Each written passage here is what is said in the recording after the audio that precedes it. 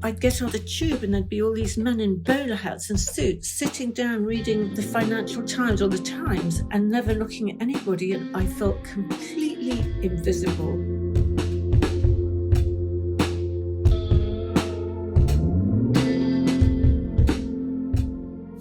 Robin Paine eventually moved to Edinburgh, having experienced the shock of moving from Kenya to London as a young person.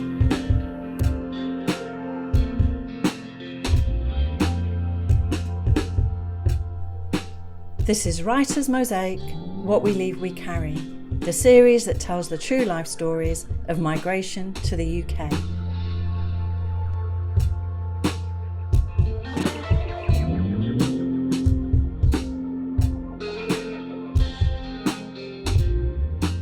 My name is Robin Paine. I'm an artist, and I've been a practicing artist for most of my life. I was born in the Princess Elizabeth Maternity Pavilion in Nairobi Hospital. My mother had had 3 children previously by a different husband, one of whom died actually, but she had had one set of twins, and my twin brother and I were her second set of twins. We were born just before and just after midnight. So we have separate birthdays, which led to a lot of infighting as we grew up. We were also the second heaviest twins recorded, the others being just the day before Ingrid Bergman's 2 twins, one of whom is Isabella Rossellini. Tom and I were convinced, however, that we were mixed up with the other set of twins that were born in Nairobi that night. Growing up in Kenya Kenya is a truly magical country with so many different climate zones, but one of the most magical things you can have happen there, and I'm not sure you could do it now because of pollution, was being able to see Mount Kenya and Mount Kilimanjaro simultaneously. That was very, very rare and very, very special. The other one was being down on the Kenyan coast. Kenya has an Arab culture on the coast, which adds a romance. But seeing by moonlight on the outer edge of the reef off Diani Beach, seeing an Arab dhow sailing down towards Zanzibar, that was also quite unforgettable and incredibly mysterious. Between the ages of, I guess up until 2 years old, my parents always worked, and we had a what they call an aya, and that's a nanny, an African nanny called Joyce. I've got pictures of us with Joyce, and we really adored her. After we moved to Ireland for 2 years, when we were 2, to live with our grandmother, my parents got a nursemaid to look after us called Mary, and they had to teach Mary some Swahili because that was what we would understand. For instance, they taught her to say chakula tiari, which means your food is ready. Of course, for us, the other thing about being in Ireland was that there were all these exotic fruits which we never had in Kenya, like raspberries and big red hairy gooseberries and apples. So, having got used to mango and papaya, or pawpaw as we called it, and passion fruit, this seemed, to us kind of, we were raving about it, trying to sort of steal them in the back garden. My parents were away for 2 years. They had received a George Bernard Shaw fellowship to tour Ireland, putting on opera with a puppet theatre. And my parents continued that when we moved back to Kenya, when my brother and I were 4 years old. My father had gone out to Kenya as a colonial town planner and architect because, of course, Kenya was still a British colony, and we saw the last years of the British colony unfold while we were there. He met my mother, who was out there getting a divorce from her first husband. They were both from sort of cultural backgrounds. On my father's side, musical and artistic, and on my mother's side, a literary journalism and writing and editing. My father helped set up painting classes, and my brother and I went to those painting classes. They promoted the arts, and my father established a puppet theatre, and my brother and I were sometimes forced to spend evenings listening to these interminable operas. However, it did instill a future love of opera, so it was probably worth it. As it was still a colony, there were photographs of the Queen and Prince Philip in a great many shops, and if you went to the cinema, you'd have to stand up at the end of the film to the national anthem. So also there was, a governor, and Government House was next to our first school, our Hospital Hill School. So we saw parades, we saw troops. It was all sort of, dramatic stuff. And we picked up ideas from books, of course, picture books, Scottish themes, Robert Louis Stevenson. So yeah, it was pretty cliched, I suppose. But when we moved to the outer reaches of London, west, sort of suburban London in the around 1960, it was a bit of a disappointment, frankly. And my parents decided to send us. My father had gone to study tropical architecture at the Architectural Association. My mother went to work for Wedgwood as a press officer. And my brother and I were sent to the local school, Stanley Road Junior Mixed, in which, first surprise, the girls had one entrance and the boys had another. And so playground time was also quite completely separate. We were really bullied because we had what we thought was an ordinary accent, but our classmates thought we talked posh.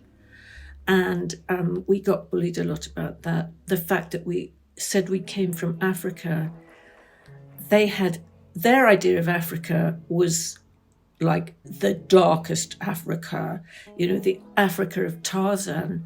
And so it was kind of, to us, it was when we come from this magical country with, all sorts of different sort of, as I said, not just climates, but you had forests, you had mountains, you had volcanoes, you had waterfalls, you had vast plains, and incredibly, exotic wild animals all over the place. To us, it was dumbfounding. My brother Tom was very, very shy. He would get bullied at school, and my mother had sort of encouraged me to kind of keep an eye on him. So I started beating up the boys after school on the pavement. I discovered that they would they would let me pull their hair, kick them, and kick them to the ground. I really don't know why they let me do it, actually. So, in a way, I guess it helped to stop them bullying my brother. However, one day walking home, one of them persuaded me and my friend Margaret to eat these pods off a tree, which were laburnum. He must have known they were poisonous, because that evening both my friend and I had to be rushed to Teddington Hospital to have our stomachs pumped. Frankly, I wasn't glad to, when we moved back to Kenya around 1962 it would have been, yeah. We thought we were going to London at the age of 8. We thought we were going to London for 2 years because that is how long my father's course was. But unfortunately, my parents' marriage kind of fell apart for a bit. We did go back to Kenya, but only to discover that my father was having an affair with another woman. And so my mother took us back to London again. We travelled, interestingly enough, on these wonderful Lloyd Trestino ocean liners that sailed between South Africa and Trieste, and they stopped in Venice for 3 nights. So, you know, my parents were thrilled with that. We would be hauled round Venice and bored to tears with all the churches and the strange food. Things became pretty unhappy for a while, and they patched it up. We moved back to Kenya and we went back to our favourite school, Hospital Hill School. It was a school which was started by an Indian pharmacist who was married to a Scottish lady, John and Joan Kamali. They had a son and a daughter, and there was no school suitable for their children. Mixed race. I can't remember if they were Muslim, but John had very strong connections to the Ismaili community, so they probably were. And so they founded this school, which was, the idea was that children of any race could go there and any colour, and they could grow up colourblind, which actually was how it was. So we were always, later on we'd be absolutely astonished to encounter racism, which of course inevitably we did, but it was a wonderful school. After Hospital Hill School, I was sent to a very, very strict Church of England, Limuru Girls' School. It was a very mixed time for me because the swinging 60s was breaking out big time in Nairobi. Nairobi has always been a very glamorous place, actually. It's always attracted, film stars and royalty and this and that, but it also had a sort of strong community of people that were very aware of what was happening in London with the changes in fashion and music and film and everything. So we were living that to the full while at the same time suffering in this incredibly strict schools. After about nearly 2 years of this, we moved to London, and my brother and I, of course, were dying to be in London, walking up and down the King's Road, going to Carnaby Street, getting into the whole swinging London thing. I was absolutely overwhelmed by crowds, and I'd get on the tube and there'd be all these men in bowler hats and suits sitting down reading the Financial Times or the Times and never looking at anybody. And I felt invisible. I felt completely invisible, but I also felt incredibly anxious. And I noticed one day walking down Regent Street that I was so tired from walking around all over the place that my anxiety had kind of worn off. It was tricky, actually. One of the things that my brother and I always missed the most was swimming. I think anybody who grows up in Africa does a lot of swimming. There's always, even the YMCA swimming pool, coastal swims. We were told never to swim in any rivers because of bilharzia.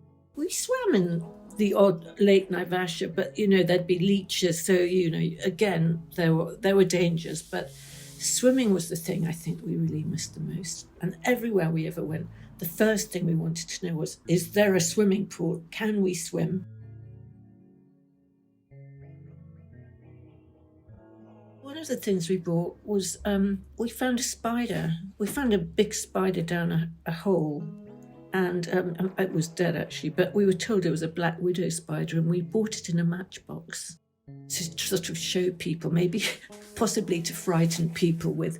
The other thing we bought was a love of curry.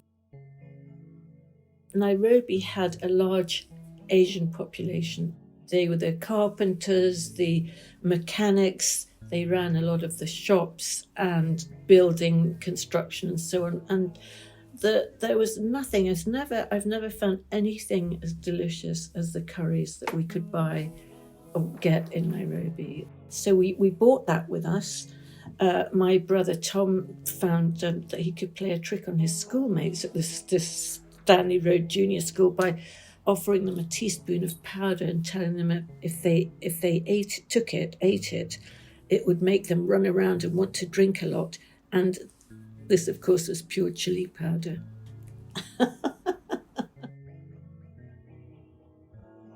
In our last year in primary school at Hospital Hill School in Nairobi, my brother's best friend was Samuel Madoka. The Madoka family are quite prominent in Kenya, and Sam's father was the chaplain of the Kenyan African Rifles. But Sam apparently got a crush on me and used to write me love letters, which I never received because my brother answered them instead. And he didn't tell me till we left Kenya that he'd done this. And of course, I didn't find it at all funny. And I made a point when I was back in Kenya when I was 18, I made a point of tracking Sam down at his school and apologising to him for my brother having done that.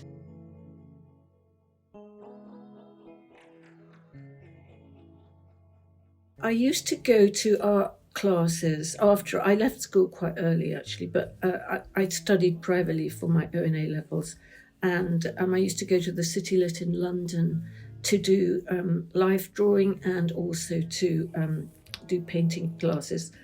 And I got quite friendly with with the model Paine and the teacher of the art life drawing class, a Frenchman called Jacques Charoux. And they told me one day they were going to a lecture by a Buddhist monk who'd recently returned from northern India. And why didn't I go as well? Or not with them, but why didn't I go? So I did go, actually. It was held off Kensington Church Street in a sort of, must be a big house of the Quakers or something. And that's where I met or came across this man called Sangharakshita, who had founded Friends of the Western Buddhist Order. And everything he said that night made complete sense to me, and I started going to meditate in a tiny little basement cell near Covent Garden. And so I think I would say that probably had quite a fundamental effect on my outlook philosophically. Buddhism, it's not very perhaps easy when you're young to accept that attachment leads to suffering, but it was probably quite good for me. It taught me to accept disappointments and things like that. I did return to Kenya too. I returned in 1990 to paint a couple of portrait commissions, and it was absolutely magical. I had the most wonderful, magical time there. I ended up staying on and off for 2 years and falling in love with an American academic, and effectively moving to Boston. Now, I think anybody who's grown up in Kenya, perhaps this applies to any country in Africa, it's in your blood. It's absolutely in your blood, and you miss it all the time you're not there. I did wish we'd stayed in Kenya. When my mother decided, in my opinion, wrongly, that we should leave Kenya and move to Menorca, I think it was one of her most sort of willful decisions. Of course, school in Kenya was not far at that point, but, we had a wonderful life there. She was running an art gallery in the New Stanley Hotel, which was the real glamour centre of Nairobi, and she was the first person to show African artists and promote African artists. And this gallery subsequently became known as the Watatu Gallery, which is a major supporter of Kenyan artists. So when we left excitement, and my My father had started going to auctions and buying peculiar things like fridge doors and making sculptures out of them. So, Tom and I had a great social life. So, yeah, I thought that was a big mistake, actually. The Scots are tremendous travellers. You will find Scots people all over the world, wherever you go. And of course, they're more patriotic than here in Scotland. Great Aunt Eleanor, whose side of the family were Scottish, so I have Scottish blood, used to send us boxes of Edinburgh rock, which seemed, again, unbelievably exotic.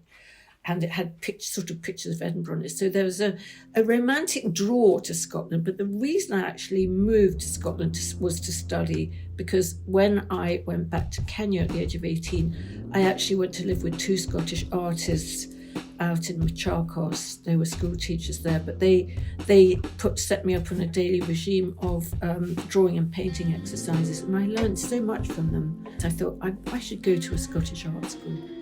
And so that's what I did. I went to Glasgow School of Art. I have been an immigrant in the sense of feeling that I've arrived in a place, although in theory it should be my home country, it doesn't feel like that at all. A feeling of being invisible, a feeling of, again, culture shock and having to work very hard to fit in.